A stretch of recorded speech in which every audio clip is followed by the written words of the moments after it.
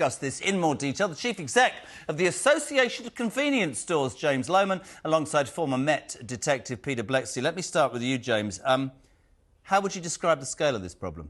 Really bad and getting worse, Jeremy, no question about it. We're seeing this transition up from theft, if you like, to looting, and that's the only word you can use in some circumstances. And what we need is to have the whole system working better together, reporting to the police, but then the police actually doing something with that information and putting together the picture about what are often 2, 3, 4-person crime waves in villages, estates, local areas, towns, and focusing on them and making sure they get proper penalties. Are the shopkeepers frustrated by the police's inaction? I mean, we hear repeatedly, if it's not a certain level, apparently the police are too busy having a coffee or doing the Macarena. That must be frustrating if you've got a small business. Yeah, totally. And I think that the frustration and where we've got to is that retailers, our members, often don't have the faith that if they do report crime, it will be investigated. Wow. Therefore, they don't report the crime. And we need to break that cycle and maybe look at it a different way. I think at the moment, it's such a big problem that the police, the courts, often the industry itself looks at it and says it's just too big an issue to get our arms around.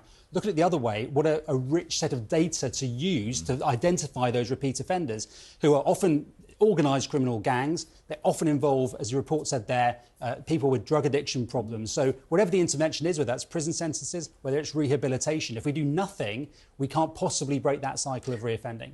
Pete, I know exactly what you're going to say to me, but I have to ask the question, what do you think of the police's response in such situations? Is it adequate, Peter Blexley? Crime does pay, unfortunately, and in many regards, the police have got us where we're at. That clown of a senior police officer who will probably never put his head above the parapet and say, it was my idea to make it public that we will not intervene in crimes of less than 200 quid. I wonder how he'd feel if I popped round his house and helped myself to something less than the value of 200 quid. Completely agree, mate. They created a shoplifters charter. Now I can hear the police screaming in my ear, we haven't got the resources, we can't do it all. Well, if they kindly got some of the hundreds of police officers from behind desks and filled those with civilian roles, and if they sorted out their discipline procedures so that all those officers who are not in public-facing roles because they're under investigation, that would free up a lot of coppers that could do a lot of good old-fashioned arresting shoplifters. But this is the point. I mean, you said it, James. Here, shoplifters are almost too scared to confront, shopkeepers, the shoplifters. I was in... It was a Waitrose the other day. I was thinking about this when we were doing this morning. And this is going to sound ridiculous. This is how divorced sometimes my brain is from reality. I wanted to buy, I think, some chicken. And the pull thing's down. Mm-hmm. And I thought to myself, well, that's not booze. And I said to the bloke, well, why is that? He said, because it gets nicked. Mm-hmm. He stood there. He has to stand there all day. It's in London, petrol station, lifting the thing up if you want to buy your chicken or your steak or a bit of meat and pulling it down because people will just come in and pilfer. Yeah. For a shopkeeper, how the hell are you supposed to keep an eye out for this when in your mind you think there's no deterrent? I mean, what do you make of this government plan? Mandatory sentencing and facial recognition. What's your thoughts on that? Two very different things. So, mandatory sentencing, there needs to be serious sentencing. Yeah. The crime itself, it's a little bit of a red herring on its own because most crimes aren't going to court anyway. Most of it's not being reported. So, in terms of sentencing, it's a bit sort of academic. Nonetheless, if we can piece together reporting of crime, investigating of crime, taking it to court, greater sentencing for those crimes would definitely help. Facial recognition can be part of that, actually, because if you're using CCTV, facial recognition, body-worn cameras, monitoring systems through CCTV, and that can piece the evidence together for the police, that can make it easy. Because it's very frustrating, the lack of maybe police interest in this. Well, let's not forget we're in a country that says to illegal immigrants, if you don't like a question we're asking, we're trying to process your claim,